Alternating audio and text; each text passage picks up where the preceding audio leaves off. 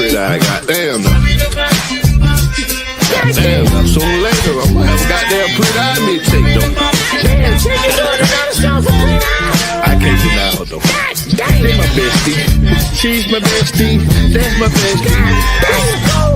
Your pair of eyes had me paralyzed. Toxic nigga, but you made me to a better girl. Smoke, but with you on forever, ever high. Can watch you all day, girl, like you televised. They think like this nigga, they ain't never lied. I lived the beaches alone, I had to pick a side. Look in your eyes, girl, you were hypnotized. Of course, it was your breasts, hips, and them damn thighs. Close my eyes, I'm still mesmerized. To get mad at my bestie, I tried. That's my bestie, my pretty. I heard she's the one, she's got it going on. That's my pretty eyes, baby. Yeah, yeah. She don't take no mess. My bestie is the best. That's my pretty eyes, baby. Yeah, yeah. I heard she's the one, she's got it going on. That's my pretty eyes, baby.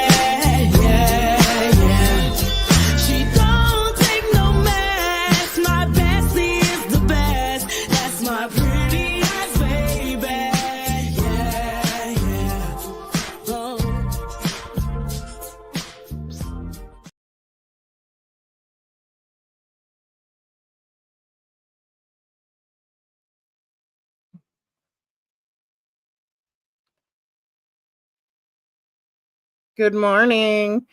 All right. So the Karen Reed trial has already started, or motions hearing has already started. So I'm just gonna get right into it. So we don't have to be too far behind. But salute, Chakra King. I hope you have a blessed day. Thanks for tuning in. I appreciate it.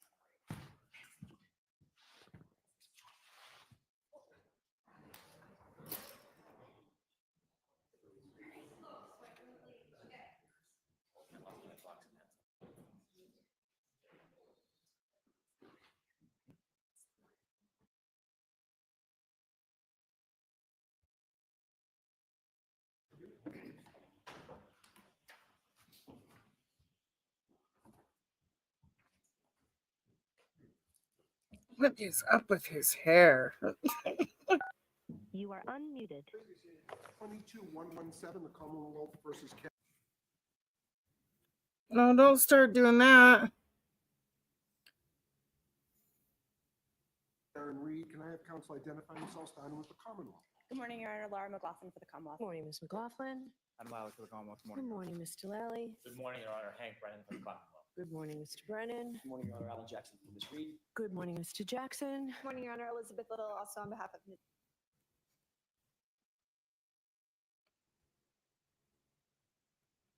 Reed. Good morning, Ms. Little. Good morning, Your Honor. Robert Alessi on behalf of Ms. Reed.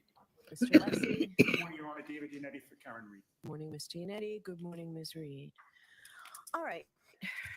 So last week, upon hearing of a previously undisclosed relationship, perhaps, between defense counsel and the ARCA witnesses, I took a recess here. We suspended. I had heard about email communication, detailed communication, memorializing a conversation regarding an engagement letter and a promise of retainer on March 20th and 22nd of last year, roughly 2 months before the ARCA witnesses testified. There's another email that was 2 days before the trial and after the voir dire, 2 days before the trial with a list of cases. The Sunday before the witness testified, there's a proposed script of questions and answers and suggestions. And after the trial, there is an invoice or a bill, not just for reimbursement of travel and expenses, but for trial prep. Clearly, the ARCA witnesses were expecting to get paid. So the Commonwealth, so I suspended for 3 reasons. The Commonwealth raised questions of candor with counsel in the court regarding the Rule 14 obligations. And frankly, I didn't think it was fair to have defense counsel stand up and have to answer to that without the opportunity to reflect, to talk to each other, to look at transcripts, to consult with people, and that it made sense to give you some time to do all of that, because what the Commonwealth raised does raise serious issues, not just the rights of counsel, but Ms. Reed's right to a fair trial and all that that entails. So it made sense to me to suspend first and foremost for that reason, so counsel can be prepared to make any comments if you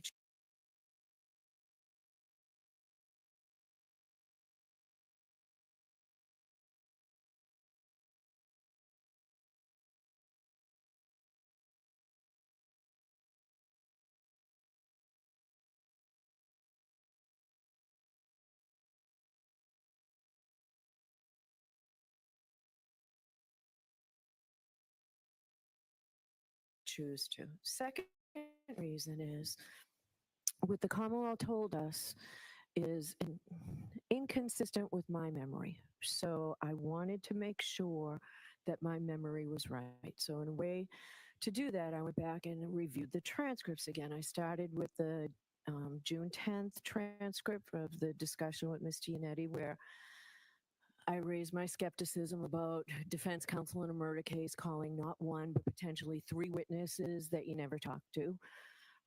I looked back at the June 18th voir dire hearing, the June 24th trial testimony of the ARCA witnesses, and the June 25th closing arguments of counsel. So after reviewing that, and my memory was pretty good about that, but what concerned me most is the memory that I had of a discussion here at Sidebar on February 6th, so 3 weeks ago, not last June, outside the hearing of everybody in this courtroom. And at the time, I was operating under the assumption that counsel was unable to provide the Rule 14 discovery because of a federal protective order. And the discussion at Sidebar clearly revealed that, and counsel did nothing to disabuse me of that.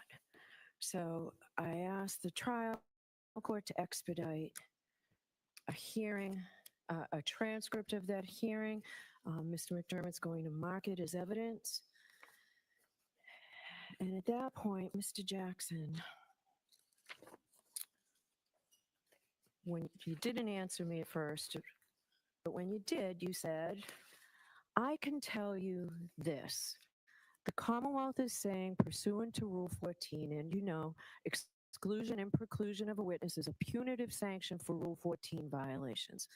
Ms. Reed has not violated anything. Why should she be penalized when the Commonwealth has the exact same batch of information that we have about these witnesses? So I don't have any more information. I don't have any additional discovery. I didn't hire them. I didn't ask them to engage in additional protocols. So I've got nothing else to give Mr. Brennan. He's got the same information I got, and he got it at the same time. So that was concerning to me. Jim, do you have a copy of that there that you can? And I made sure, so the transcript is of the entire hearing because I don't want anyone to think anything's out of context. So we will mark that as an exhibit. And the third reason I paused is because, frankly, I needed time to reflect. I don't know what may flow from this. Obviously, I have to make findings, whatever they may be. But I wanted to explain why we recessed.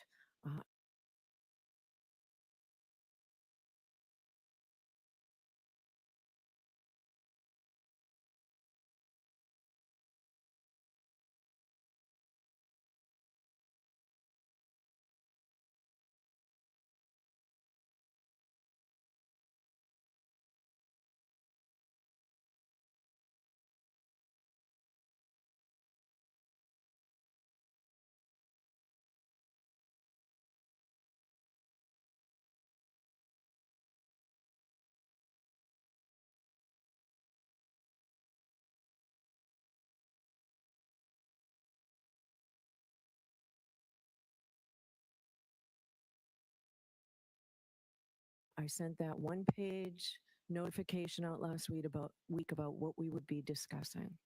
So I will hear from defense counsel if you want me to hear from you. If you don't want to say anything, that's fine too. But if you want to be heard, I will hear from defense counsel.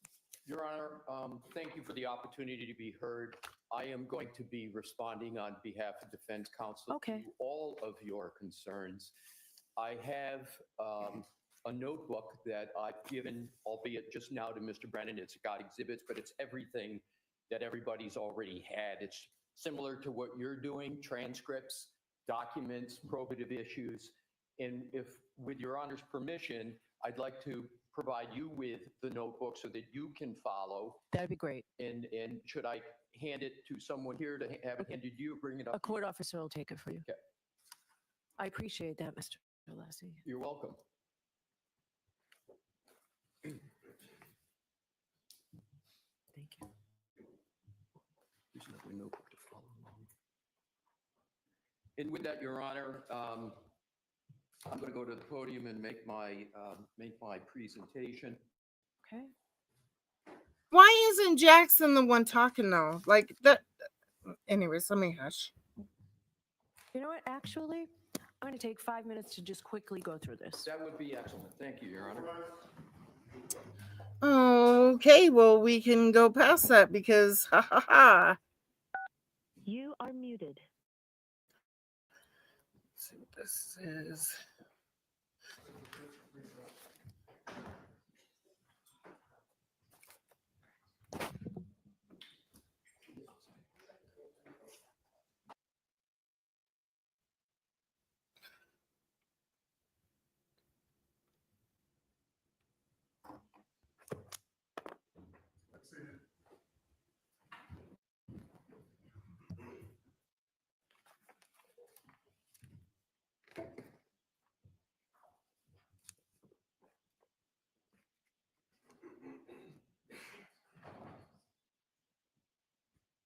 All right, so I apologize if that wasn't quite 5 minutes. I just wanted to see what it was that you had there. Are you comfortable with what's in the notebook? Yes, if I haven't read everything, but I know what each of them are. Table of contents. Yes.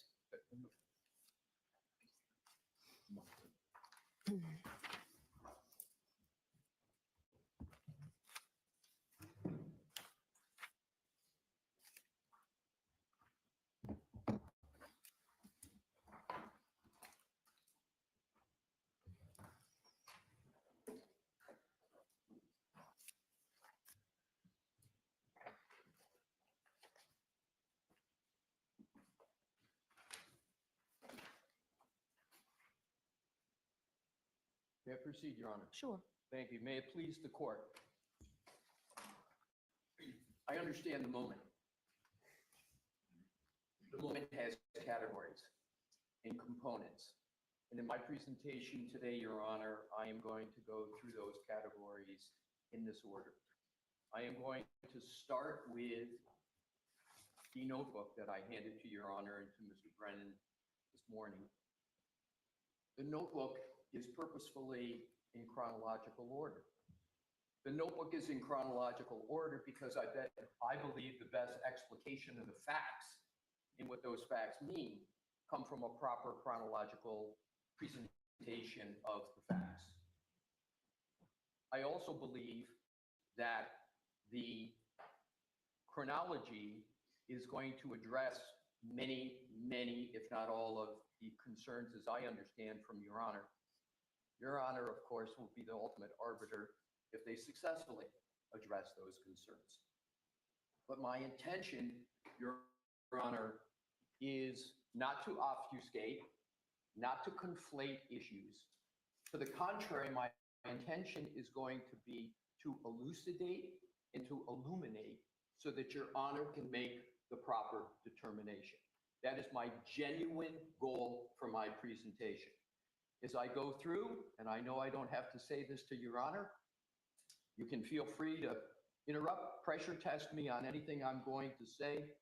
I would welcome it, but I believe if I can get through the chronology, my hope is that the facts will speak for themselves. But that brings me to my second component of understanding the moment, which is going to be to also add to the fact is what happened at the last hearing, on February 18th. And I have the transcript for that, and I have that in the notebook, because I believe that is also critical to the proper elucidation of the facts. So that's the only thing I have not previously seen. The February 18th transcript. Yes. There are 9 pages that I'm going to go through, Your Honor. And because of the stakes here, I am going to go through it hopefully efficaciously and efficiently, but it's going to have to be methodically. All right, so are you were addressing this in chronological order as well, right? Yes. So if you can tell me those pages now, I'll likely recess because I do want to see them before you talk about them, Sure. but I'll hear you going up to that point. So what pages are those? And you're referring, Your Honor, to the February 18th transcript? Yes, Yes, your number. I will tell you exact 8. pages that I'm going to refer to. And Your Honor, get to this is tab 8 Right. of the notebook. Mm-hmm. And specific pages that I'm going to reference start on page 53. Okay. And those are 9 pages that proceed all the way to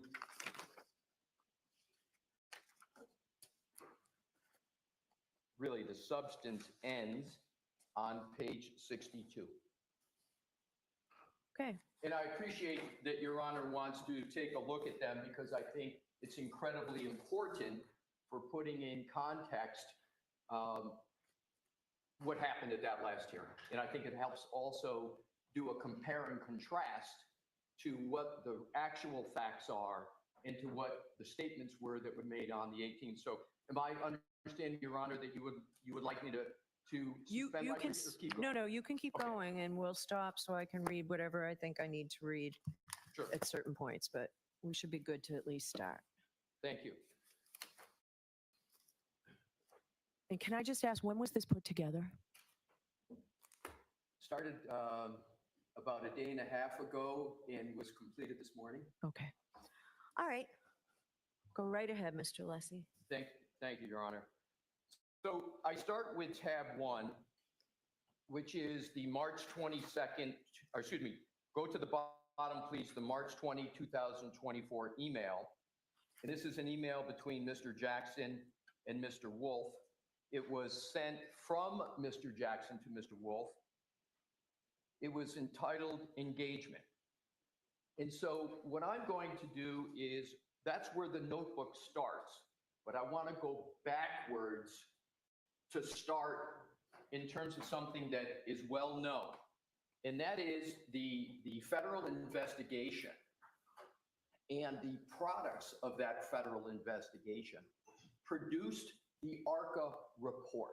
And that was in February of 2024. So what preceded this communication was a production of materials from the federal government, about 3,000 pages. Contained in that 3,000 pages was the ARCA report of February of 2024. There was no index of the 3,000 pages, and the defense came upon that report. They got to reviewing the documents in March of 2024. And as Your Honor will recall, the trial one started in April of 2024. So it was pretty close to when that trial started. And I know Your Honor knows from both your judicial experience and other experience that when you're entering into a trial of this significance, there's a lot going on. And so what happens is that report's produced in amongst 3,000 pages, it is located, it is read, the significance of it is immediately discerned. The report, basically the findings of the report that the vehicle, and the substance is important, Your Honor, because it really informs a lot of the emails. The substance of the report speaks to the issue of whether or not the motor vehicle of Ms. Reed made contact at all with the decedent, and whether the decedent's injuries at all reflect a contact with that report. Those findings in that report was set in cement in February of 2024. What do I mean set in cement? It means they were never changed, nor could they be changed.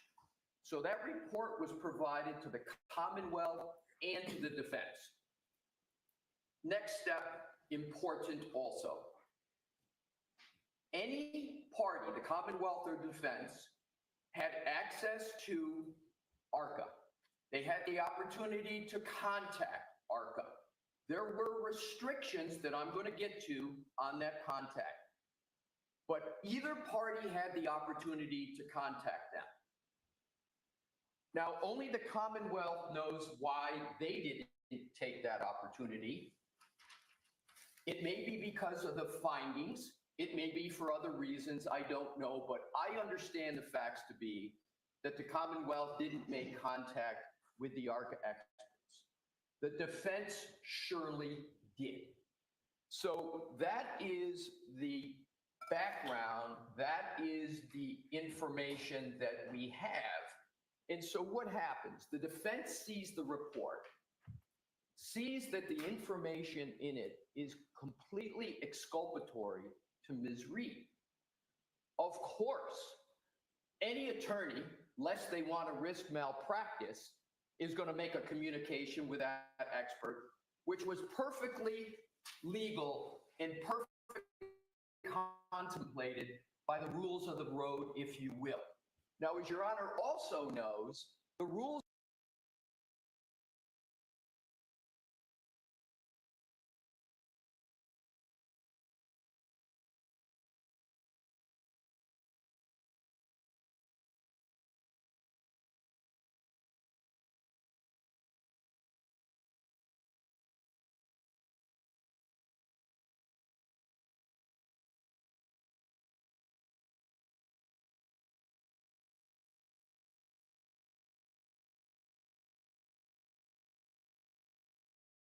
not be a clause until we receive additional from regarding our involvement moving forward. The involvement is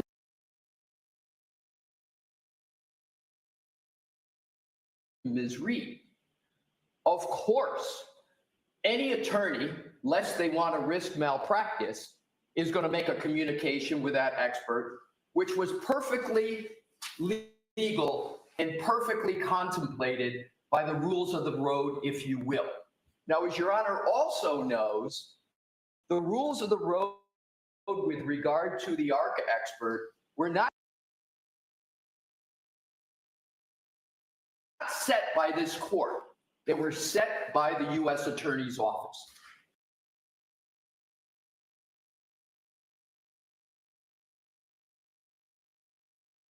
And I'm importantly going to articulate with objective evidence what those rules of the road were.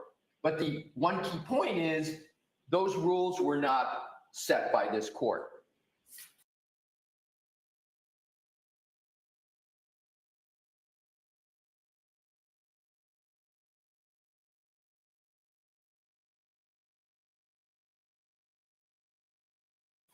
So the contact was made. This is one of the most unusual situations I've ever seen in my practice of law, meaning you have these experts, you have great exculpatory Hey, room shaker.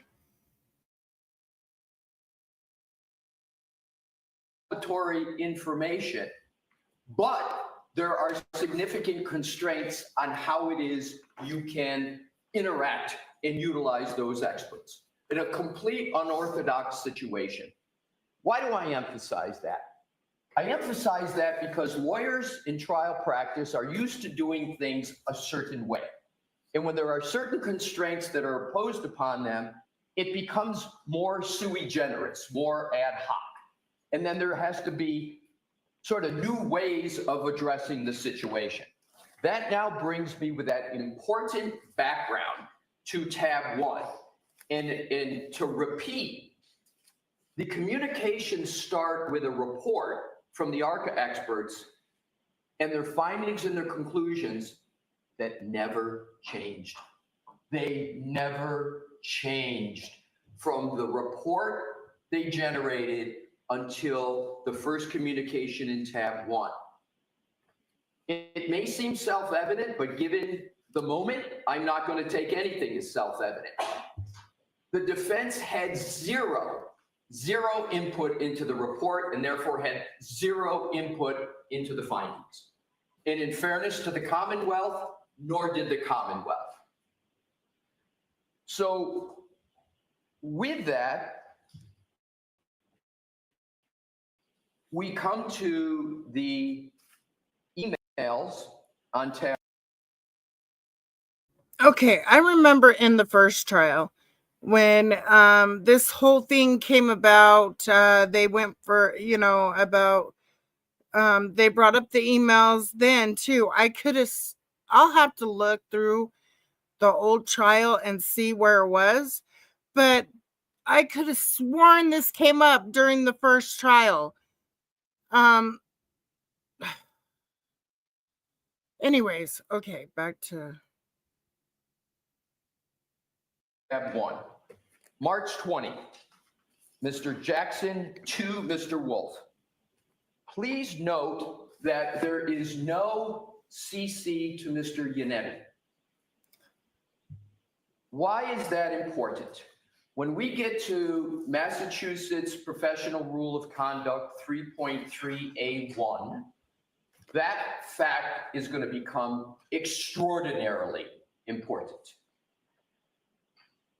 So we have a communication and it needs to be read in its entirety. Fortunately, it's short.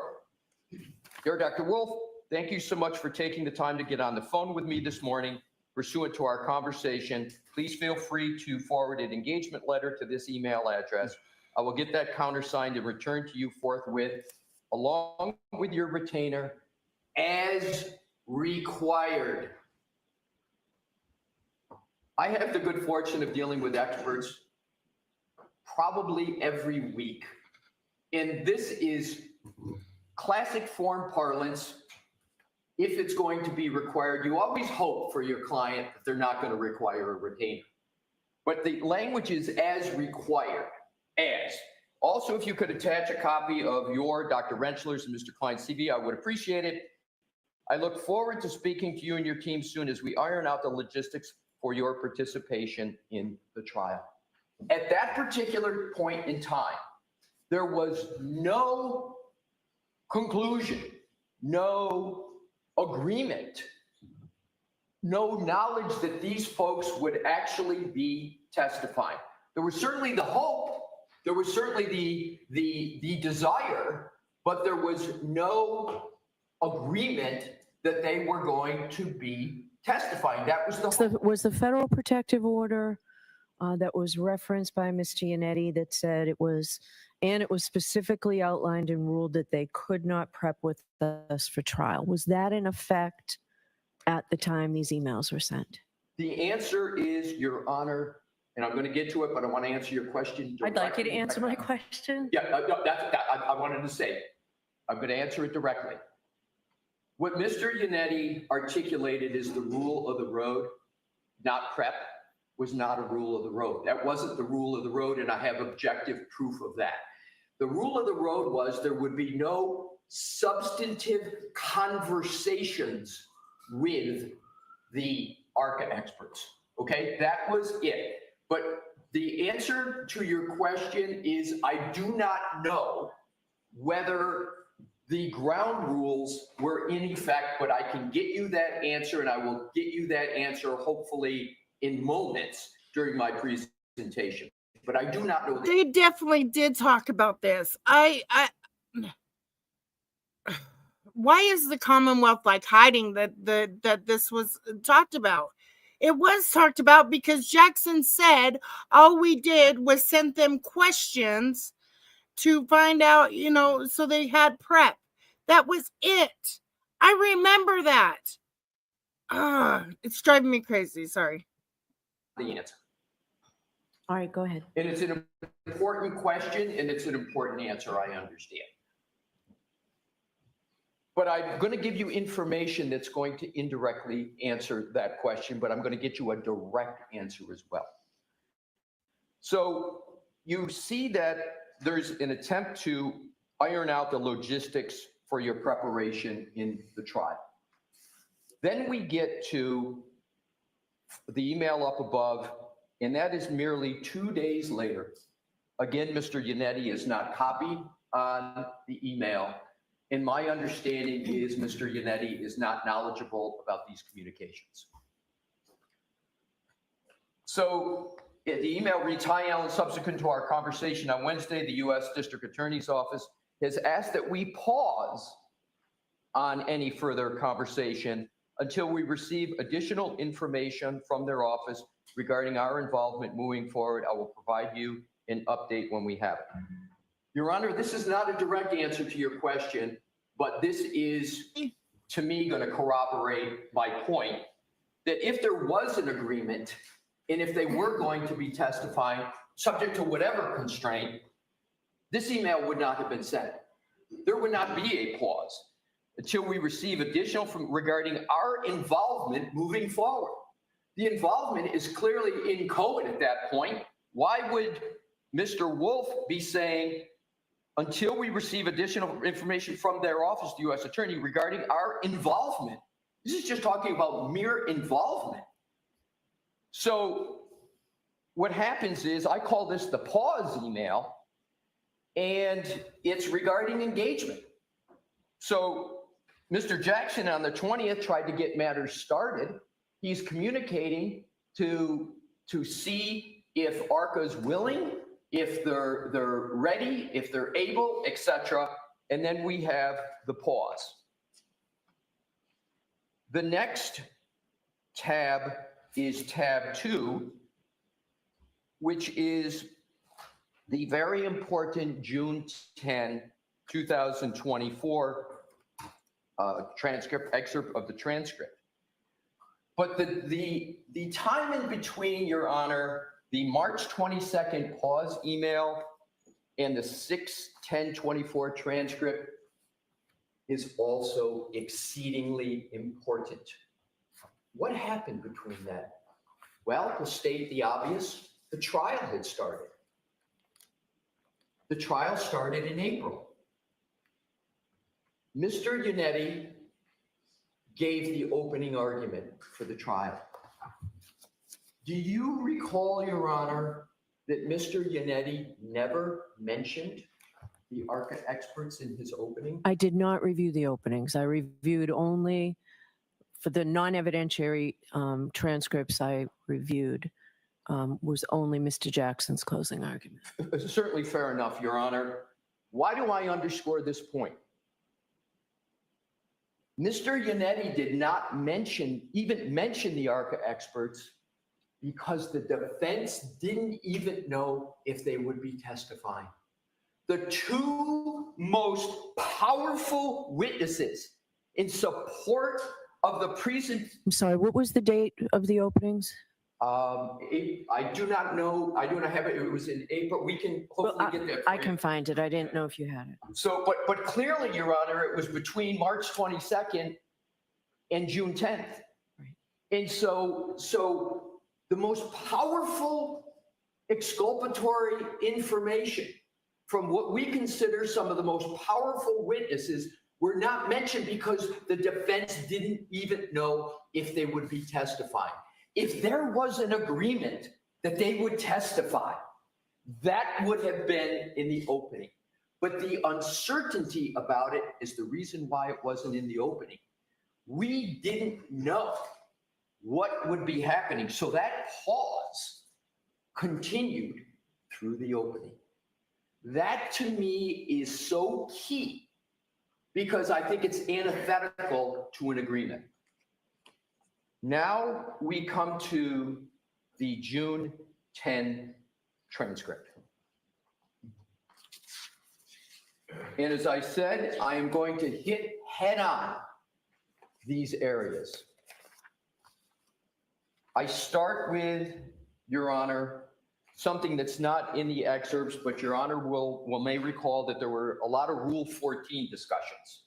And Your Honor and Mr. Brennan read this on February 18th at the hearing we just had, that Your Honor was making the point, which I appreciated, that with this very unorthodox situation, the defense was exclaiming, you were saying, I think you're in violation of Rule 14. They said, we've given everything we've got. We don't have anything more. Well, I know you can't, but you're still in violation. So Your Honor fashioned a remedy. Your Honor fashioned the remedy, the Rule 14 remedy, that there was going to be a voir dire, and that the ARCA witnesses were going to have to come up from Pennsylvania, and they were going to need to sit for a voir dire. I will get to the significance of that, but that's what started, is the predicate for the discussion I'm now going to focus on. I remember that. That's where a lot of this discussion was. This is tab 2, page 2812. Line 5, the court. Now, regarding the 3 experts from ARCA, so I've read that report. I can't tell who does what or what the basis of their opinion is. So what have you provided? You're referring to the defense, of course. Mr. Yannetti, Your Honor, we've provided everything that we know. We mentioned to this court at sidebar, these experts did not arise from us finding them. The court, I understand that. Mr. Yannetti, these experts were hired by the federal government and they provided a report to us pursuant to the TUI request. And it was specifically outlined and ruled that they could not prep with us for trial.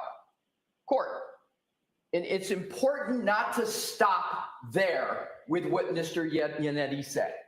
There's more to that statement. There's an elaboration of it that is important. The court, so I'm to believe that the defense is calling 3 witnesses that you've never spoken to and putting them on the stand here. And I want to key into your words, Your Honor, because I want to be fair and precise. Let's go. Your question. That's exactly what I said. Pardon me? That's exactly what I said. Yes. And I want to key in on you've never spoken, right? To and putting them on the stand. Now, no one ever said from the defense they never spoke to them.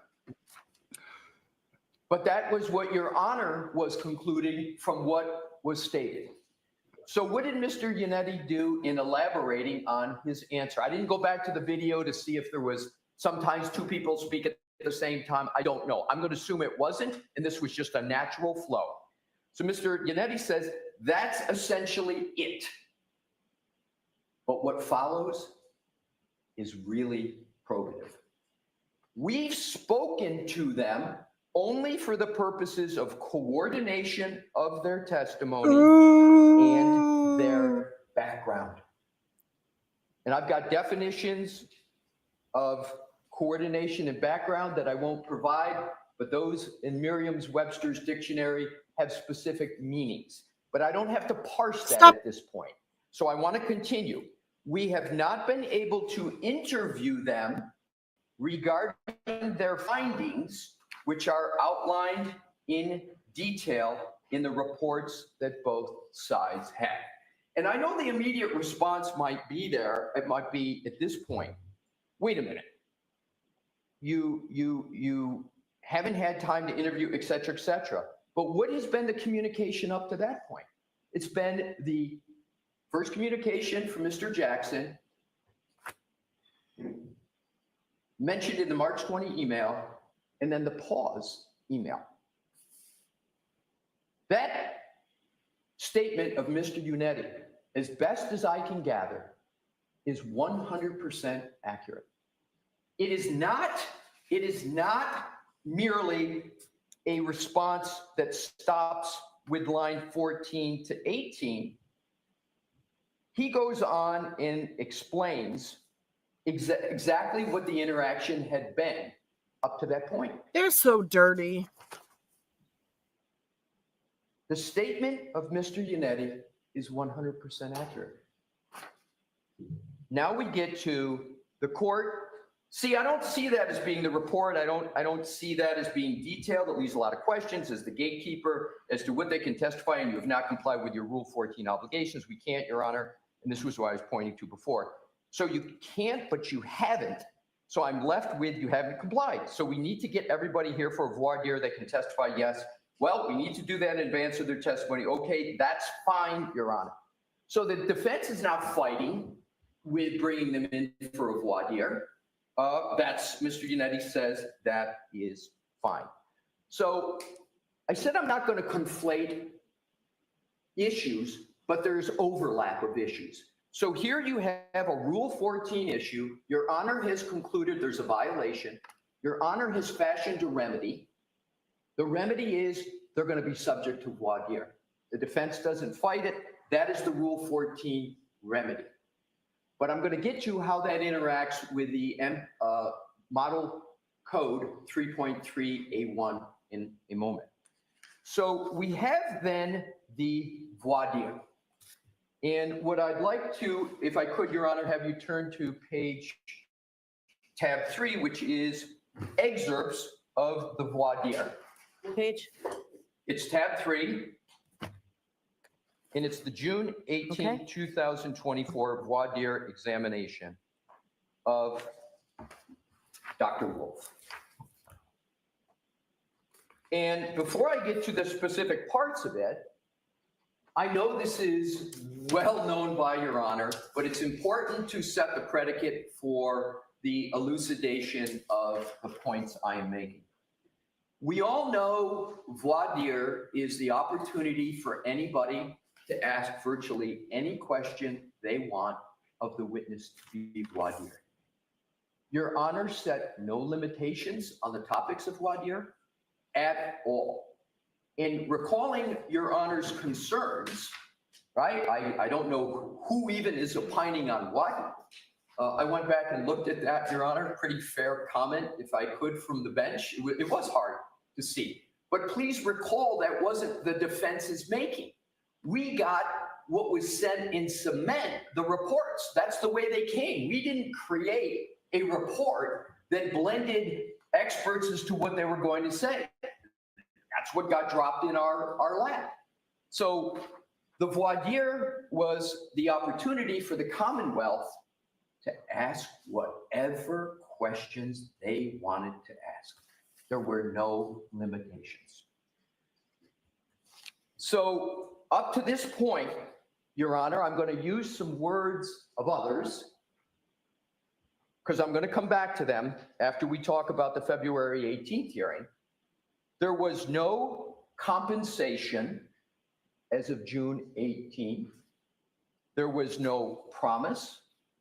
There was no reward. There was no inducement, unless one tries to define inducement as being the hope that you'll get to have these experts testify on behalf of the defense. There was no favoritism, because the Commonwealth had the opportunity to interact with the ARCA experts. They had the opportunity to call them as witnesses. And we sure know that the Commonwealth knows how to conduct a rigorous voir dire. Please simply recall Attorney Brennan's voir dire of Dr. Russell. That was the opportunity. They had a Dr. Russell opportunity with Dr. Wolf. What they chose to do with that opportunity, of course, is fully the discretion of the Commonwealth. The Commonwealth did not ask numerous questions that someone with the benefit of my hindsight in Monday morning quarterbacking would have asked them. But I would have asked them a lot of questions, especially given the unorthodox situation and given that the defense quickly jumped on the opportunity, right, to interact and call these witnesses. But they didn't take advantage of that opportunity in the voir dire. They didn't ask those questions. Had they asked those questions, they would have gotten answers. Now, Your Honor, I don't say that that in and of itself addresses the Rule 14 issues. I'm going to get to those. But I want to get to the prejudice, and I want to get to some of the other important issues. I'm going to highlight, because I'm going to come back to it, Your Honor, page 1-67. We heard at the February 18 hearing, and again, I'm going to come back to it when we go line by line for those 9 pages. Not line by line, but many lines. If I could draw your attention, please, to line 12. It starts with line 10 to put it in context. What about human factors? This is the voir dire, direct voir dire. So Mr. Jackson is asking Mr. Wolf the questions. What about human factors? What does that discipline entail? What is human factors? Answer. Well, to give you an example of that, so I do a lot of nighttime visibility work. And then it goes on where, for instance, let's say a pedestrian is coming down to the roadway at night. There's also going to be, that I'm going to get to in chronological order, Dr. Wolf on direct talking about nighttime visibility work, etc. But if Your Honor could just please note the absolute raising of the issue of nighttime visibility and pedestrians affirmatively in voir dire.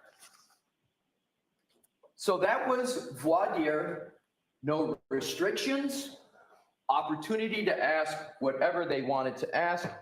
And as a highlight, the voir dire brings out nighttime visibility work. If Your Honor could please turn to tab 4. Tab 4 is the June 22nd, 2024 email, but it's important who it's from and who it's to and who's not on. From Daniel Wolf to Alan Jackson, subject Wolf qualifications. No David Yannetti on this email. And Your Honor, because I've said it so many times, Mr. Yannetti not being on the email, I can tell you from my own experience in this second trial, but this was, I understand, the first, there was a division of labor. There was a lot going on. This is now June. This is in the middle of trial. Everybody's got responsibility for their witnesses. So there's not collaboration going on. It's not the luxury I usually have at my law firm, where you're sitting in a nice big conference room and all the attorneys are sitting around the table all the time, let's say in March, etc. But clearly in June, the trial's going on. But they're dealing with their own witnesses at that particular time. So let's read it because it's short, but it's important. I'll repeat again. This was an email from Daniel Wolf to Alan Jackson. Alan, I spent this time this morning putting together a brief outline of my qualifications. I've also attached my D&T deposition in trial, in the trial parlance. I know it's nothing compared to Andy. I obviously won't say what the response is verbatim, but I gave you a general sense of what my response would be. Again, I thought your questioning during the voir dire was fantastic, so please feel free to make whatever changes you feel necessary. I will try to work on some direct examination questions tonight. So I want to start with, without getting tech geeky about it, some basics, because these basics were not brought up and I believe led to confusion on February 18th. If you look at the attachments, every email, as we know, has a lot of information on its face, and one of it is you can always tell what goes along with the email. So this is attachment Wolf-Qualls document. But what's the most important points, I think, to be gleaned from this objectively, Your Honor? Mr. Wolf prepared the document, not Mr. Jackson. No, I was well aware of that. Okay, so he prepares it. He sends it along to Mr. Jackson. And it's on qualifications. The next is, if you would just please turn to the attachment, which are the qualifications, etc. There's a comment.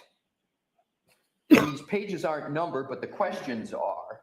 If you look at 19, nighttime visibility work. And there was a comment, and this was referenced on the 18, but I'm going to come back to this. If you don't want me to say that, that's fine.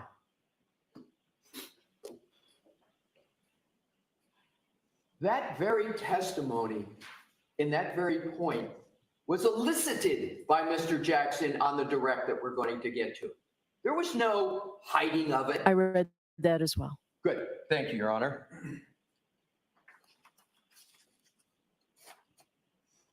Ulysses doing a good job, or Alessi. The next tab, and of course, it has the D&T of Dr. Wolf's experience in testifying in court, et cetera, et cetera.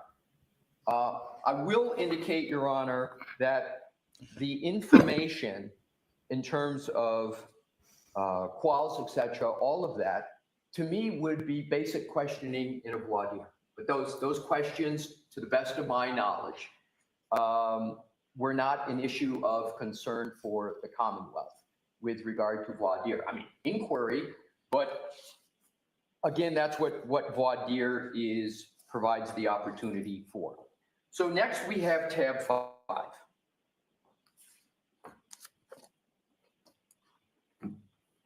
June 23rd is Sunday at 2:59 p.m. from Daniel Wolf to Alan Jackson.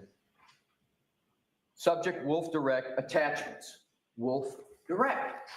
So it's clear, and then if you turn the page, that is the attachment, is something that has no labeling on it, but I don't think anybody is going to misunderstand that this is what's being referred to in the attachment Wolf Direct. So all the topics that are in this direct were all in the report of ARCA, the frozen in concrete report of ARCA. And we will get to this, but what I did was I went and compared this outline. I did too. Your Honor, there's one thing I've learned in the short time I've had in this courtroom, is that Your Honor is on everything. And the reason I am underscoring this is because it's going to come to an application of all the legal principles. So I very much and genuinely very much appreciate that Your Honor has, seems like with an exacting eye gone through and looked at all of this. So all of this is what's in the report that everybody already has. Why do I make that point?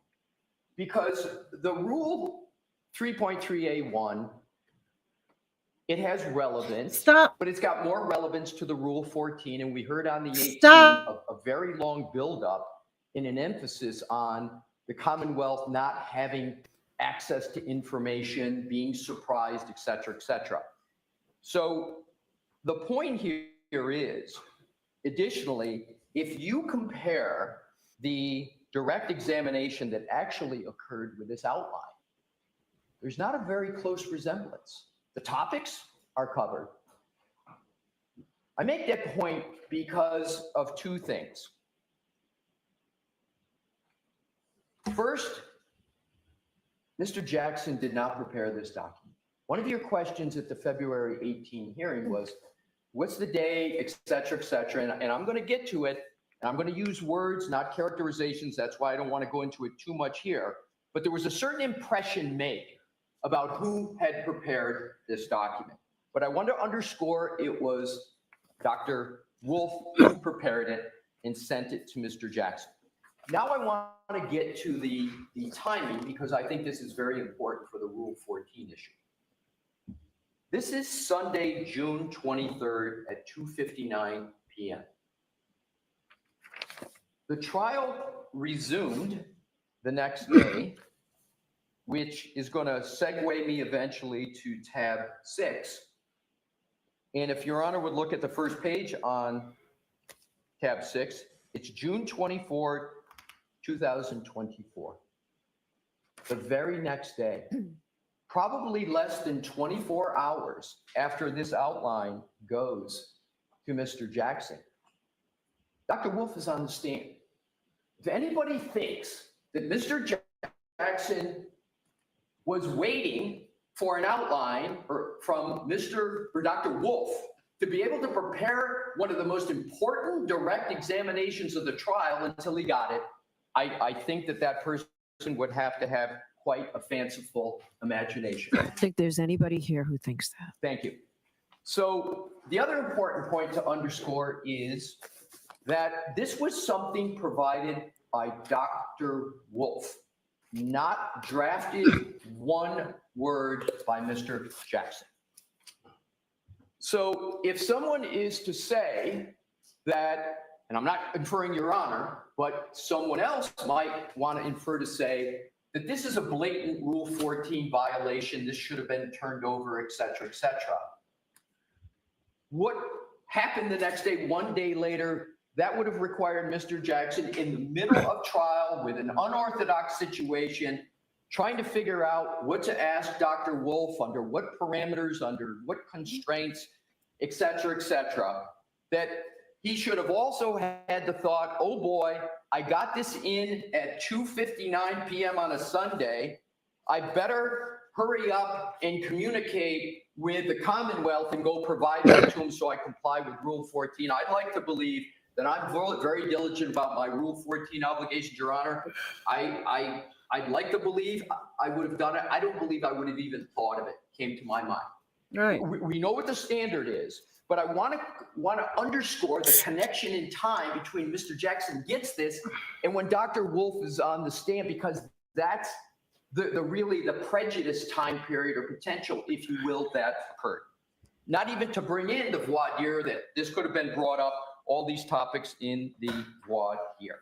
Not that voir dire satisfies all Rule 14 obligations, but the reason I brought up Your Honor's Rule 14 remedy was it was the remedy, I think perfectly tailored to the situation, to basically say, I don't, as the court, understand, these folks haven't gotten what the court found was their proper discovery.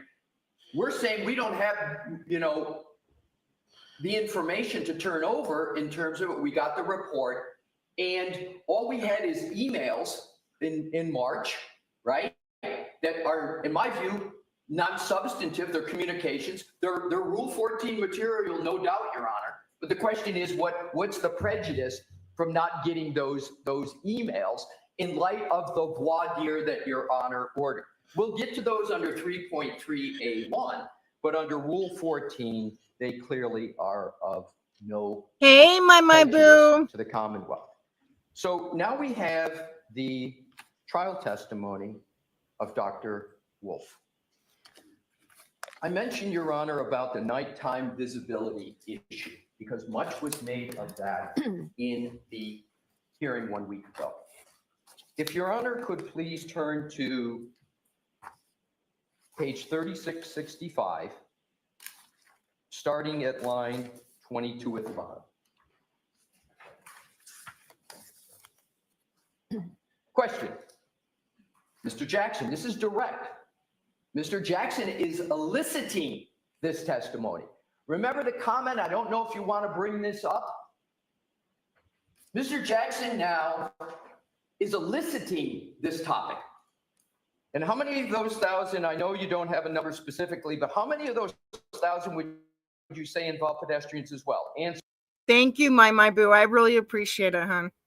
Thank you so much. Several hundred. As I mentioned earlier, you know, a great deal of my work is in the field of lighting and visibility. So there is a direct correlation between time of day and pedestrian incidents. Here's the key sentence. We see a rise in the evening and night hours just due to drivers having a difficult ability to try to perceive and recognize individuals. So I certainly see a lot of pedestrian collisions in my casework. Elicited, discussed. Now to some very important communications on direct. If I could ask Your Honor to turn to 3669, please. Line 9. This is again by Mr. Jackson. At the time you did your expert review, Dr. Wolf, and your consultation, you and I had never met. Answer, that's correct. 100% true. You did not know who I was. I did not. 100% correct. You had never met Ms. Little? No, that's correct. Mr. Yannetti? No, fact. As a matter of fact, you had never heard of this case. That's correct.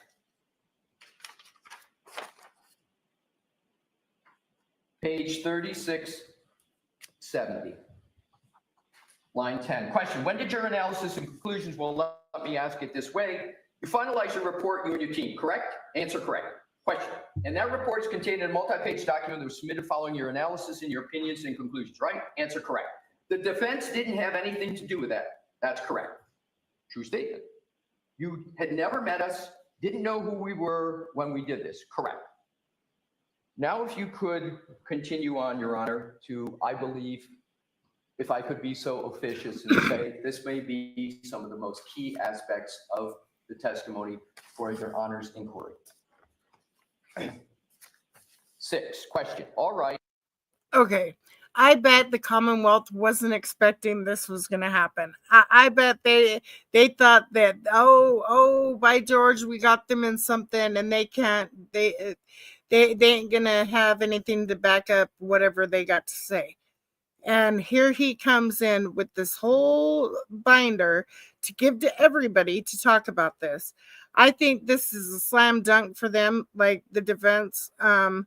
Because I can understand how they feel, because they got called saying the Commonwealth was trying to say it was a trial by ambush, all this other stuff. And how can it be a trial by ambush? See, the prosecutor, the special prosecutor for the Commonwealth, has an issue with the FBI. I don't know what his issue is. I don't know but he has his issues with the FBI. They were involved in one of his clients' cases, and he really didn't like it. And so, yeah, of course, he's trying to discredit the FBI. It goes without saying, I'm going to ask it anyway. You haven't been paid by the defense. Answer, You have not paid us anything. No. 100% correct. And you don't work for us. That's correct. There was no engagement. There was no engagement letter signed. There was no retainer. Those discussions that were started on March 20th were paused with a March 22nd email, and they never were re-engaged. They were never re-engaged. It got to eventually get them on the stand, but there was no retainer. There was no terms of the engagement, to the best of my knowledge in my review of all these facts and discussions with counsel. So then the next, that's correct, question. As a matter of fact, I've never asked you specific questions about your testing before today. That's correct. Mr. Wolf sent in questions that he proposed Mr. Jackson asked, but that's why I underscored so many times the fact it came from Dr. Wolf to Mr. Jackson. It's not Mr. Jackson asking questions in that document. It's Dr. Wolf sending them in. And Your Honor, I'm going to speculate if I could, and I'm not going to do this often. The Commonwealth made it seem like Mr. Jackson was doing that. Like, that is crazy to me. Like, you see, they're trying to railroad this woman. I don't like it. Like, I don't like it at all, just to get a conviction, so that they don't have to look at their own because it happened on another cop's lawn. This is not okay. It's not okay. I mean, why not do a thorough investigation and actually look into the freaking cop's house? You guys didn't do that. You say there's no probable cause. Well, if there was a dead body on my freaking front lawn, guaranteed you'd be searching that motherfucker, unless I was a cop. It's not okay. They should be held to the highest of standards. And if things are going fishy on their property, they need to be investigated. In my presentation, but I do know a fact, and I do know, and a fact I know secondhand. If we put ourselves in Dr. Wolf's position, we think it's odd for attorneys. Imagine him. He's about to sit on the stand in one of the most visible cases in the country. He is an experienced expert. He's used to interacting with attorneys. He is not having the level of interaction and preparation anywhere near what he's used to having. But he's got to go on the stand with his professional reputation. And he's nervous. He's nervous.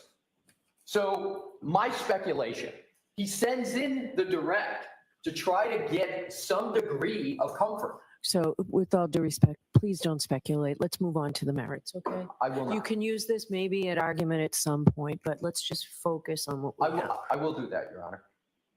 If you know for certain that's the case, that's fine. I will tell you, and first of all, I appreciate what you said, and I won't speculate anymore. I said I was going to make an exception for this, but here's the fact that I do. No more, because you said you might do it more than once. So no more speculating. But if you know for a fact that that's true, I'll hear it. I like that. Your Honor, I like first that. of all, Keep them to the completely facts. understood. No more speculation. There will be no more speculation until we get to February 18th. What I think is really important. Okay. Because the Commonwealth on the 18th speculated a lot, and I think the only way to fairly. So let's go back to this, okay? You'll get to February 18th. They've been speculating this whole case, that's though. What Dr. Wolf was thinking. I will tell you the basis of it. In fact, I just think that and look at him. He doesn't even care. Like he don't even give a rat's butt. Like this is absolutely crazy. Like, dude. I've spoken with Mr. Jackson, and Mr. Jackson said that Dr. Wolf was anxious about. This all happened because of you, Brennan, because you don't like the FBI. Oh no, it's the FBI. You know, I mean, geez. The fact that he had to get on the stand without having the typical level of preparation and knowing. That is Mr. Jackson's sense of Dr. Wolf's situation at the time the direct was sent. So can I say for certain? No. Can even Mr. Jackson say for certain? No. That's the sense, though, that was extant at that particular time. Okay.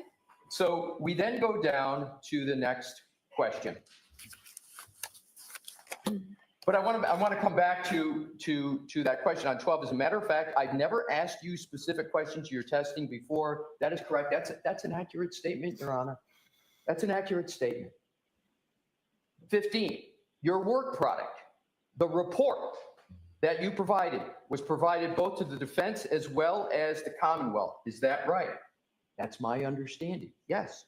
And you were equally available to both sides in terms of them reaching out. Correct. Yes. And I called you ultimately after receiving your report and asked if you join us and testify. Correct? That's correct. Why do I point that out? Because it's not only my sense when I said earlier that and I don't think this is disputed, the Commonwealth had equal opportunity to contact ARCA. That was Dr. Wolf's sense as well. So that is the direct testimony of Dr. Wolf. And I want to just speak to the findings because on page 3676 to 3677, because the findings never changed one iota from the report ARCA issued in February to Dr. Wolf's testimony. There's been a lot of talk about potential cause and effect of the interaction Mr. Jackson had with Dr. Wolf before he testified. And the key emphasis, and I think should be the key concern of everyone, certainly was the concern of the U.S. Attorney's Office in the federal investigation. They didn't want those findings altered in any way. And the U.S. Attorney's Office basically said, we don't want any more additional testing. We don't want anything. You're going to get these findings and you're going to deal with the findings that they had. So what were those findings? Bottom of 3676. Line 25, did you perform an accident reconstruction? Specifically focused on determining whether or not damage to the Lexus was consistent with hitting Mr. O'Keefe. Answer, yes, I think that's a fair characterization. And reversing that, was your accident reconstruction also focused on whether or not the injuries to Mr. O'Keefe were the result of being hit by a vehicle?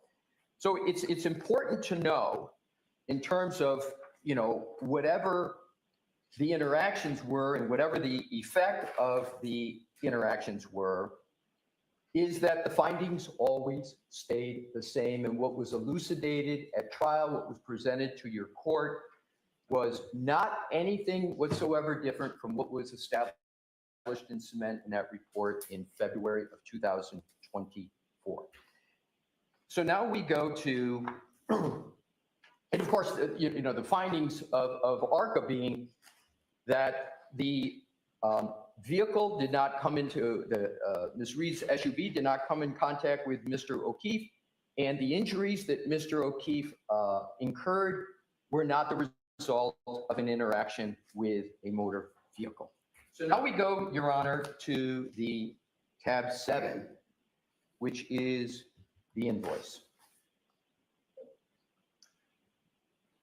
I am going to be very precise and point out some items, hopefully for an efficacious purpose.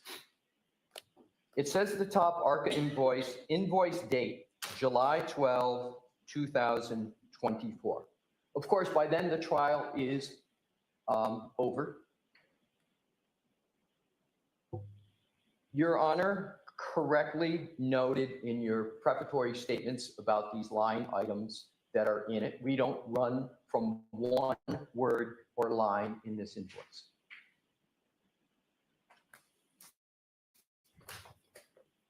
But it's important to understand the facts behind this. The last discussion that any member of the defense team recalls having about any compensation at all was back in March, and it wasn't even any discussion about particulars, etc. It was just the defense feeling that they were going to be calling these witnesses. And there was the question of, is there going to be, and I had that as required in there for a reason, because they didn't know. It was just trying to understand this very unorthodox relationship because of the U.S. Attorney's Office, their constraints. The defense position is that there was absolutely no meeting of the minds that ARCA was going to be compensated by the defense. It wouldn't have been a surprise if that would have been demanded of the defense, but those were paused. Those discussions were paused. And again, that's the recollection of the defense. And to be clear, Your Honor, as Your Honor knows, I was not a participant in the first trial. I'm not speaking with firsthand knowledge on any of this, but I have conducted as thorough an investigation of these facts and marshaling of them as I think I can possibly do. So here's the punchline, Your Honor, with the invoice. Came out of the blue. It came out of the blue. It gets sent to Mr. Jackson's office in July. I can't reveal attorney-client communications, but I can tell you there's one person that was more shocked than most about the invoice coming in and the amount.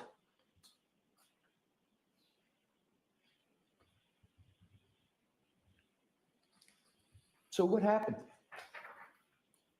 And this is, Your Honor, objective. These are recollections, information.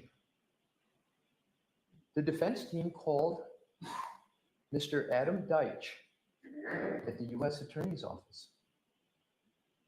What is this? Can we pay it? We supposed to pay it? I encourage Your Honor to communicate with the U.S. Attorney's Office about, did this conversation really occur? What was the substance of the conversation? Because as I understand it, one of the questions of Mr. Deitch was,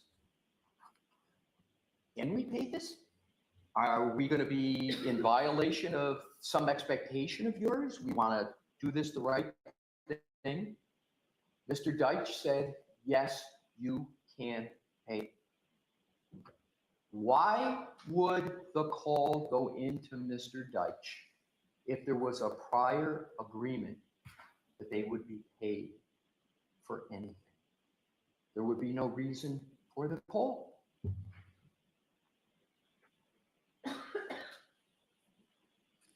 Did they pay it? Yes, that was just the point I was going to get to. And when was that? The best of my understanding was very close in time to when it occurred. So I understand the date of this invoice, the date of the invoice is July 12th. And I think I can get you the exact dates here. Mr. Jackson's firm, not Mr. Jackson, but a staff member, and I want to be careful of attorney-client communication, so I'm not going to talk about the subject, but communicated to Ms. Reed that this invoice had come in. And I believe that communication was toward the end of July, maybe I'm going to roughly estimate the 24th. And then there was a communication, of course, with Mr. Deitch.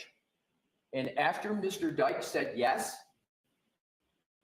it's permissible to pay that, I believe the payment was made very shortly thereafter, maybe within a week. When was that? Within a week, within that July 24th date? Get you an exact answer? I would like that. Sure.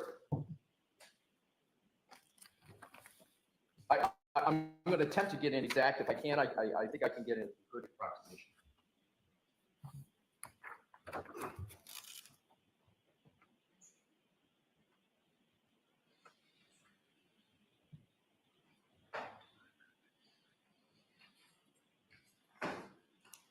Your Honor, I understand a check was sent to ARCA on July 25th. Thank you. You're welcome. So there's no doubt the invoice was paid. But the story is not solely about was the invoice paid. The important part of the story, what the facts, is it came out of the blue.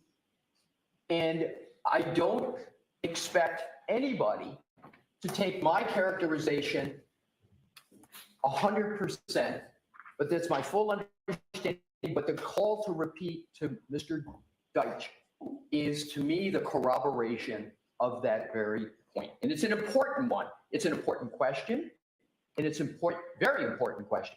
But it's an important fact point as well that that call was made. So in terms of the next tab, which I've been alluding to during Okay, so this is the one I said I needed to take a recess to read I that. was just going to say the same thing. All right, This so- is now that point. All right, why don't we take a 15-minute recess? Okay, we could zoom past that. You are muted. This out the way.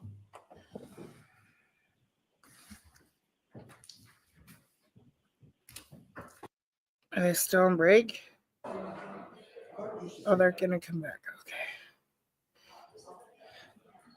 I hear them. The Only Fan. Hi, Only Fan.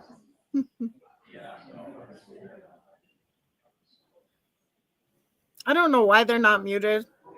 They usually mute it, which is weird. But so they paid? I'm not understanding. Did they pay? Did they not pay? This is crazy.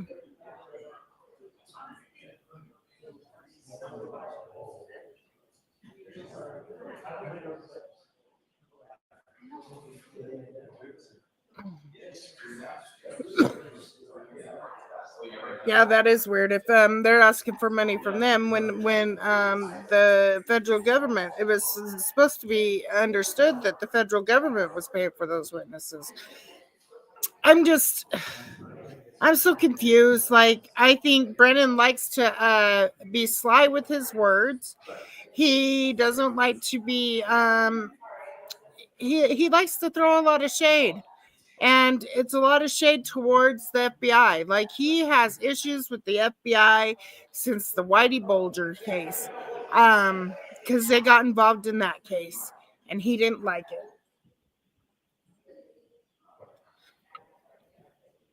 it. He was trying to claim all this corruption back then, but the FBI said no. So now he's trying to discredit all this. It's just, I don't know, it's weird.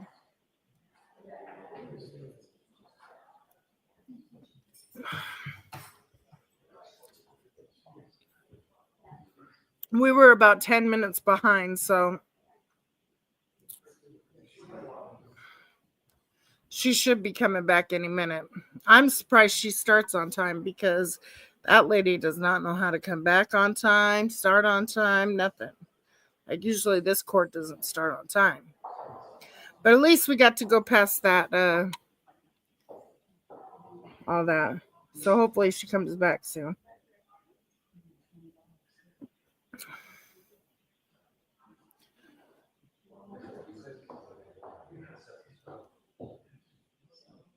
And I really don't know what's going to happen.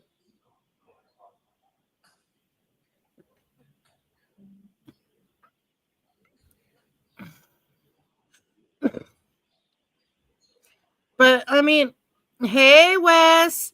But the thing I don't understand is, you know, the Commonwealth can get away with not having the Sallyport evidence and slowly trickling it to the defense. They can get away with all that. But the minute something fishy comes up with the defense, it's I gotta end, and I'm gonna make Miss Reed pay more money out of her pocket to fly you guys back out. Type stuff. I don't like that. They're really trying to drain that woman's pockets. They don't care. They absolutely do not care.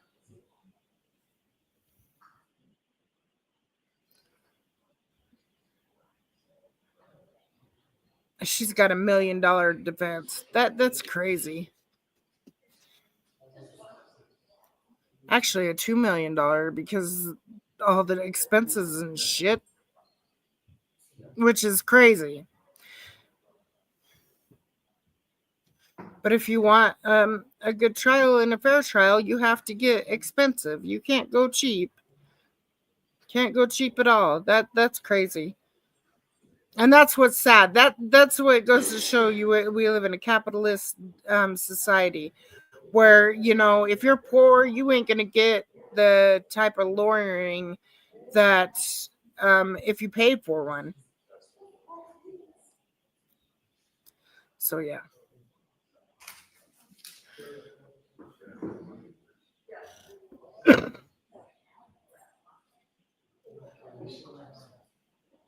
Not saying like they're not worth it. Like, don't get me wrong. But what I'm saying is the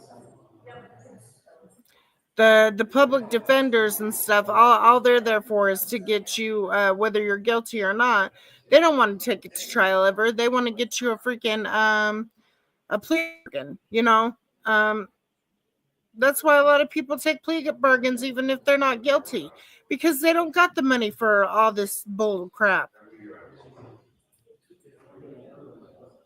And they don't want to spend all this time in jail, you know? I mean, it's absolutely ridiculous. And I don't know how many unalivers there are that don't get no bond. They don't get out, you know? Um, it's crazy to me. And I understand why she doesn't want to, she's not taking no plea deal because they charged her with second degree murder. And then, and on top of, she was already facing a manslaughter charge. So they wanted to take the murder off the table and just give her the manslaughter charge. No, no. Why should she? She didn't kill him, you know, in her eyes. Um,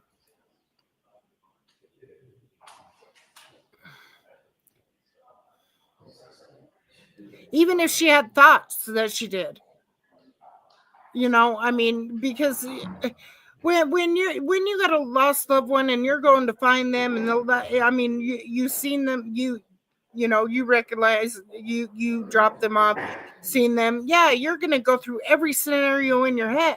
Was it me? Did I do it? Did this and that? And because she even questioned it, that's why they're charging her.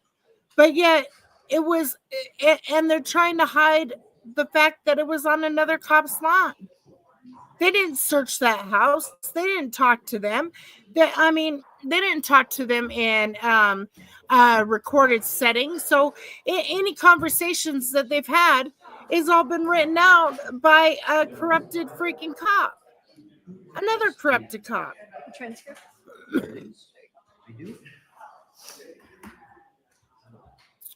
And why her vehicle went to the police department that was supposed to recuse themselves because of conflict of interest. Why was it there? Why were they conducting the interviews? Why were they doing this? Why were they doing that? It's just mind-boggling to me. Because anytime something happens on another cop, I mean, at the hands of a cop or in the, you know, cops there, all that stuff, they bring in a whole other a whole other police force usually. And then the whatever county or whatever, they gotta, you know, vacate the spot. And it just seems like their hands were all in it. Oh yeah, we interviewed him at the Canton Police Department. Well, what are you doing there? You shouldn't be there. Why didn't you record it? You know, you can record off your phone. Like, there's many tape recorders. You could have done that, but did you? No. You didn't do any of that.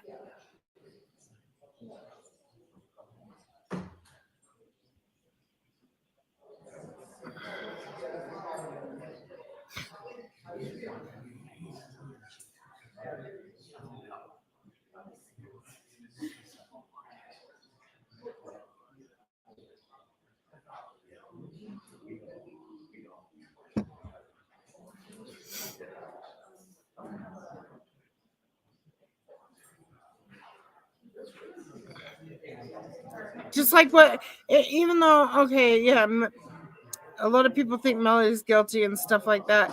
I just think, if you have a case, why do all this sneaky stuff? Why do all this underhanded stuff if you really have a case? That's just the way I look at it.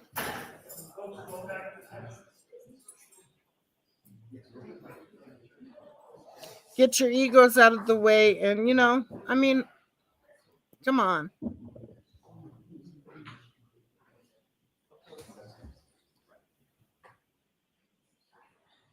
But they can't. They can't get their egos out of their way. Like, most attorneys take it personal, and they need to stop doing that. And then they want to crybaby their way through it. Well, it's my burden to prove. It's my burden to prove. Okay, well, yeah, it's your burden to prove, but still, you don't have to be sneaky about it. You don't have to hide evidence. You don't have to sit there and throw fits and all this other stuff. When the defense asks you for all this information, you need to hand it over.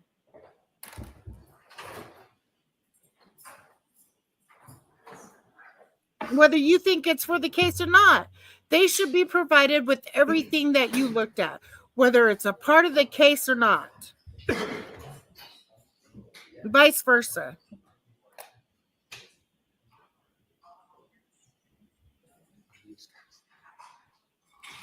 And then what you guys can't agree on, you both take it to the judge and have the judge agree or disagree whether it comes in or not. I mean, just simple. But they don't know how to do that. They absolutely don't know how to do that.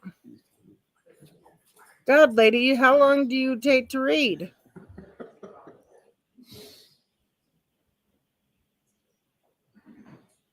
And I'm really surprised she's like, oh, we need to take a lunch. Surprised she didn't do that. That's kind of crazy.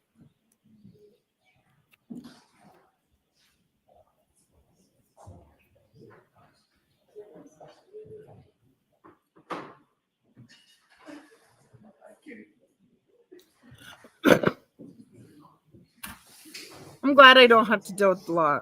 I'm glad that I mind my freaking business.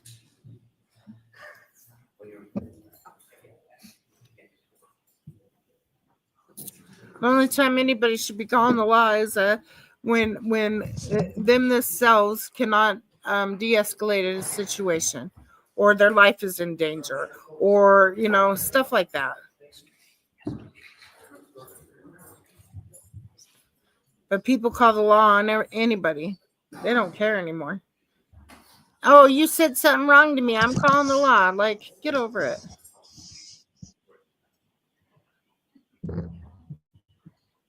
All rise. I knew she was coming back. You are unmuted.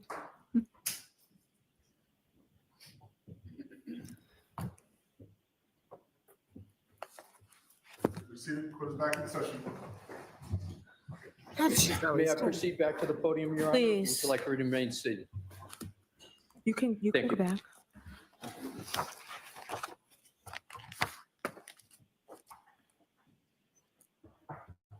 May I continue, Your Honor? Please. Thank you.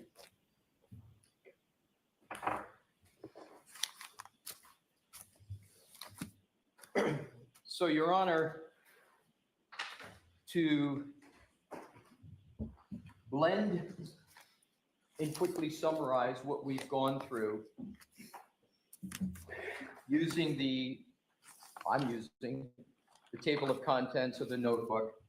We've spoken about the March 20 and March 22nd email from Mr. Wolf to Mr. Jackson. We talked about June 10th and statements of counsel. We talked about comments of Your Honor. June 18th, we've talked about briefly the voir dire of Dr. Wolf and the opportunities the parties had there. We talked about the June 22nd and June 23rd's emails from Dr. Wolf to Mr. Jackson and the proximity of those emails to the restart of the trial on the 24th. The 24th is the trial transcript of Dr. Wolf. July 12th, the date of the invoice. As Your Honor well knows, we got you when that invoice was paid. And now with all of that, what I am going to do, Your Honor, hopefully productively, with no speculation. Okay, so you don't have to tell me what you're going to do. Just go ahead and do it. So I will just go ahead and do it, Your Honor. Now to the transcript. And as I go through, I start on page 53. Okay. Line 19. And this is Attorney Brennan. Your Honor, my purpose is not to deprive the defense of an expert. I'm going to stop there. That statement is I will carry forward about the Commonwealth's statement that they're not seeking to deprive the defendant of ARCA as a witness was made 5 times. I counted them and I'll go through each one and number them. Or deprive the defense of an ARCA expert in this case. Very important, because my perspective, what was put in the firing line on February 18th was the ARCA experts, albeit indirectly. So now we go to page 54, and this is going to be in some points a line by line because the words matter. Line 5, and this is again is Attorney Brennan. Well, what the government worries about is that there is other things that are relevant, like compensation, promise, reward, inducement, whether there's collaboration between one side or the other, and that expert witness that they don't know about and can't ask about. I'm going to stop there. That they don't know about? Really? Don't know about the ARCA experts? February 12th report? A voir dire? Knowing the purpose of the voir dire was we wanted to have these witnesses testify. And then the next statement, and can't ask about? Really? Can't ask about? Voir dire, the opportunity. Next statement, that there's some bias or favoritism that the expert might have towards one side for whatever reason. I don't know what's meant by favoritism, but having worked with experts almost every week, you call an expert to testify. I don't know if I would call it bias, but I don't think it's a stretch to say that if an expert's going to come in and give opinions helpful to your client, that that expert is biased. But this expert was not engendered by the defense. It was engendered by the U.S. Attorney's Office in their federal investigation. Next, on line 12. So that if that information is not disclosed, really? It was on February 12th of 2025. Now I'm going to get to this because, and this is not speculation, this is fact, the entire buildup of February 18th was on the false foundation that the Commonwealth had gotten all the information that they were going to talk about until Your Honor's break from the federal government and not the defense, which was completely false. So this is a buildup. It's all in. And what was the date again that the defense provided it? The Friday night before our hearing, was it? It was, I will tell you this, I'm going to have to think out loud here. I'm going to answer it. I think it was February 12th that it was provided of 2025, but it's important to state why that date. Please recall, Your Honor, that the Commonwealth had not yet issued its certificate of compliance with discovery. And I know I don't need to tell Your Honor the rest, you know it better than I do, about counsel's obligation to turn over discovery, et cetera, et cetera.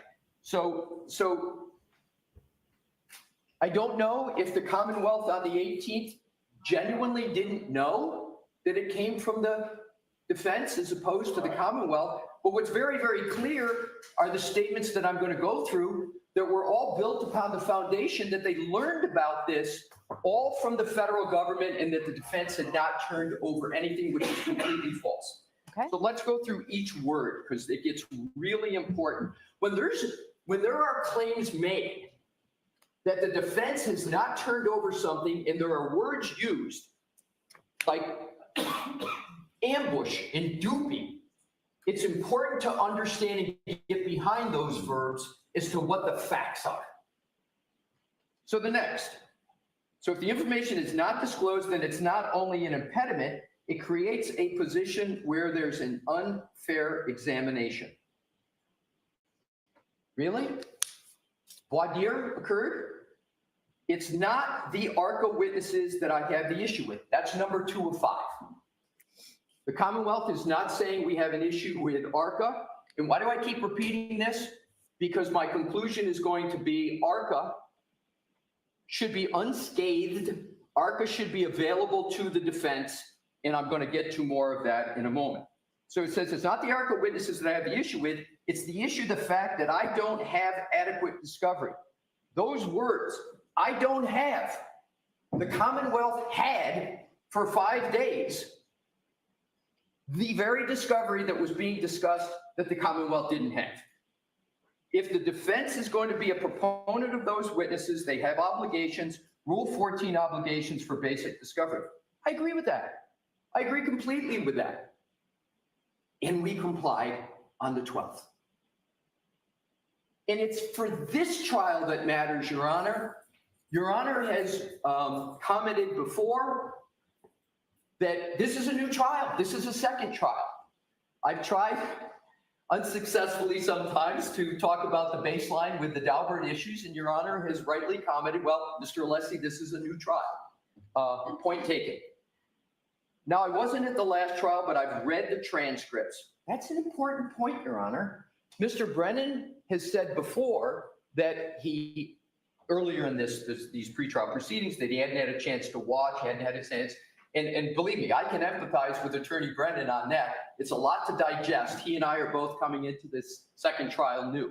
So I appreciated the comments he had made before, but his comment here is I've read the transcripts and I'm going to assume that for the very important topics he was talking about, he had read the transcripts. But again, that would be something that only Attorney Brennan would know. But it's an important point to point out. That was the representation. But I've read the transcripts. And then he goes on and he, on page 55, he repeats what we went through about June 10th and what counsel for the defense had said. So I'm not going to cover that. He's just reading what I took head on before the break. And so we then turn to the continuation of the buildup, which is at the bottom of page 55, Attorney Brennan. Now, I have some familiarity with the federal government. Seemed to me, based on my limited experience, there was much more to the story. And the story is about interactions with defense counsel. That's what was talked about above. So I called the federal government. There's no statement here. There's much more to the story. And I've got the discovery that the defense provided that told a complete story.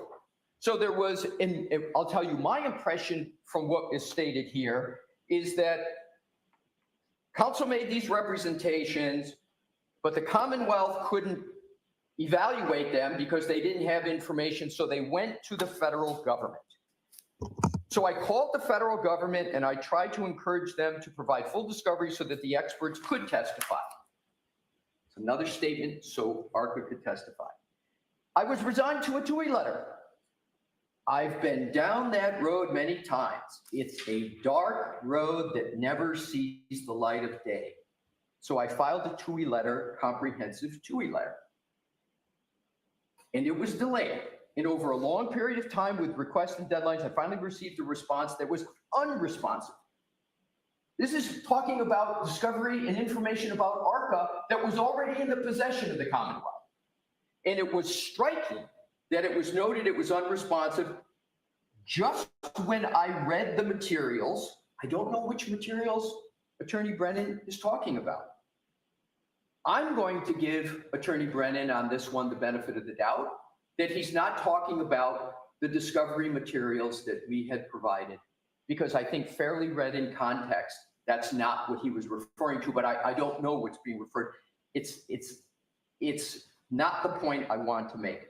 And Attorney McLaughlin actually identified them. They didn't respond to our request, so Attorney McLaughlin wrote back, and then we got new materials, just some. Got them from the federal government. It's not a statement that he got them from the defense, which is a fact. And then we got new materials, but a qualifier, just some. But these materials were the very reason why the defense should not be able to call witnesses without giving full discovery.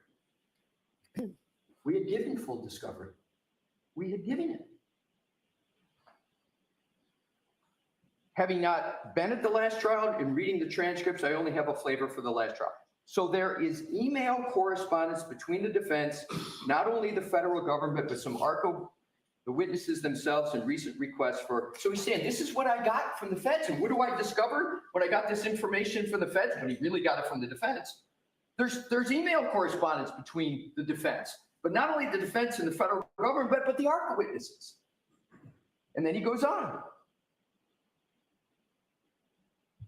But if we look back earlier in the relationship, what we see back in March 22nd, 2024 is that there are conversations between the defense, Attorney Jackson and Daniel Wolf, who's one of these ARCA witnesses. And then he goes on and he reads the email.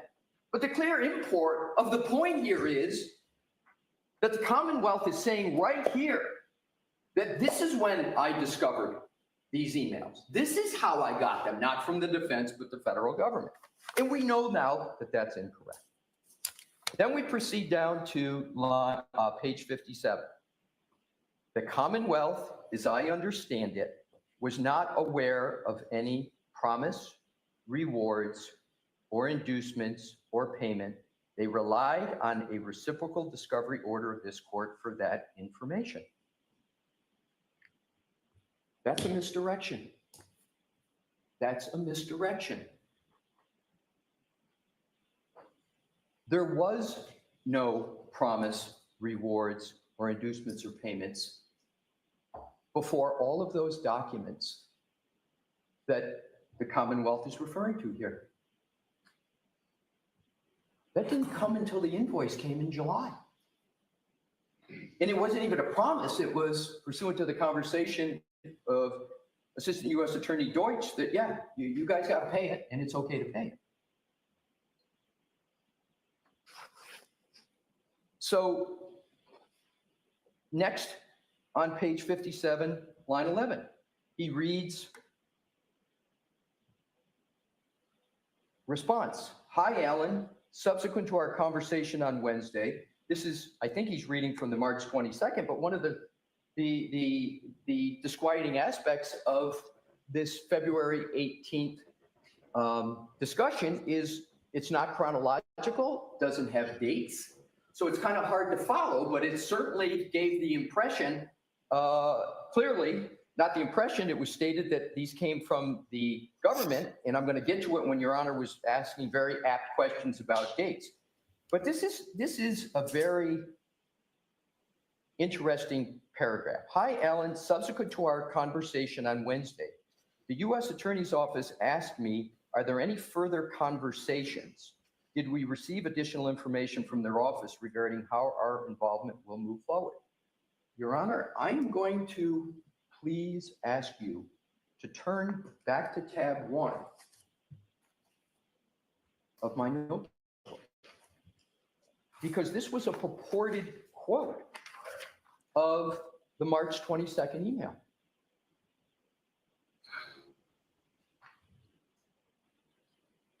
That's really not close to what the email says. Wow. Wow. You dirty dog, Brennan. The hell?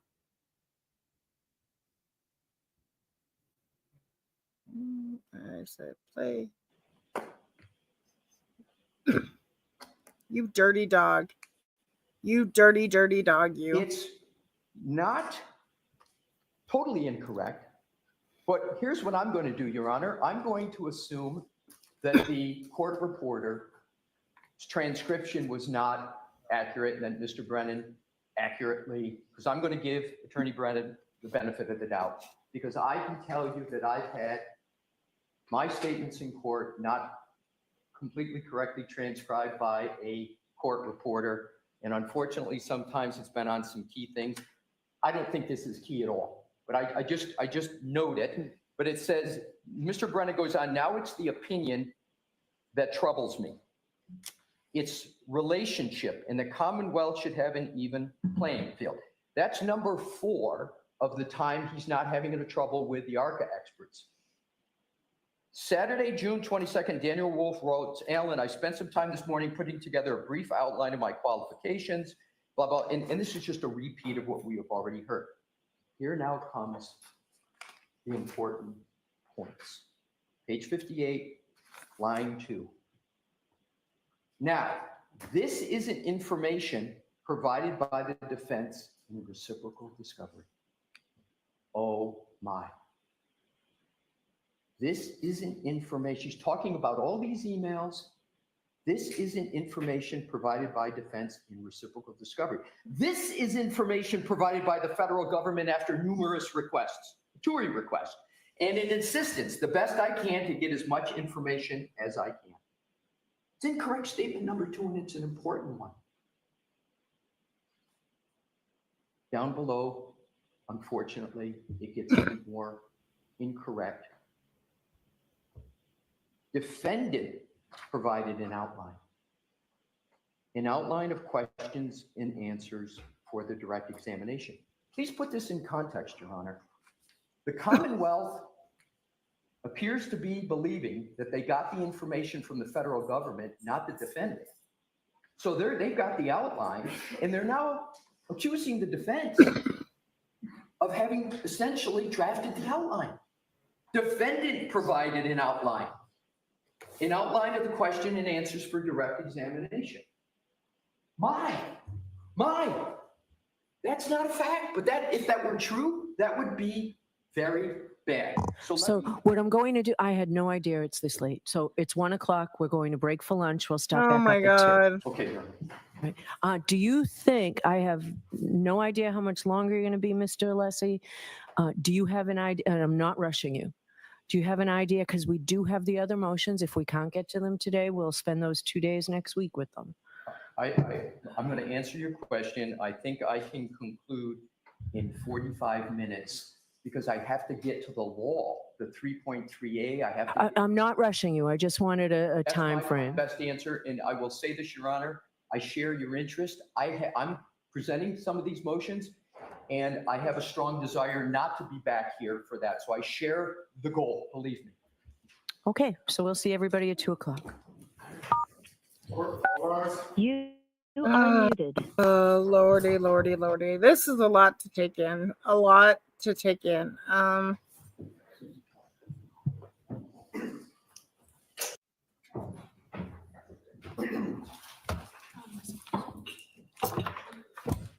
Hey, Amanda. How are you, hon? This is crazy. This is absolutely crazy. Okay, I guess we get to spend time with the only fan. I'm wondering if I should restart after lunch. I'm good, thank you. Because I there's not much I can say on this. This is crazy. Like, the Commonwealth represented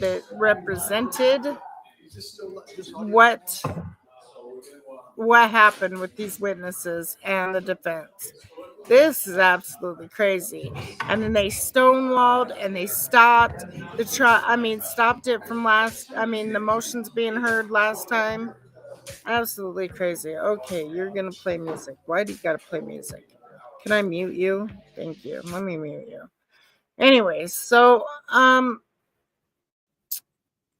don't know if I should come back or if I should stay here, because not too many people come in here to talk to me while this is going on. So I wish I had more people like in here, like, typing, but I just don't. And so it's hard for me to like keep on talking about something when I don't know if I'm making sense. I don't know if anybody's engaged. It's just hard to get engagement. So I think I will be back. I'm gonna go ahead and end the stream, and then I'll be back at 2:15, or 2:15 Eastern Standard Time, and I'll be back 12:15 Eastern Standard Time here. So I appreciate everybody that came by for the morning stream. We'll finish this up after lunch. Okay.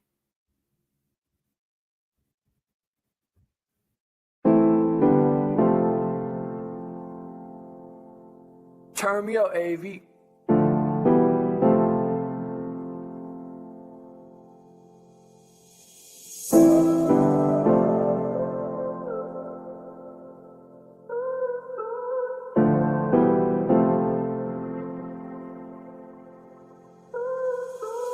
Put your eyes on me, yeah, like the spotlight. Recognize me showing love, then got my grind right.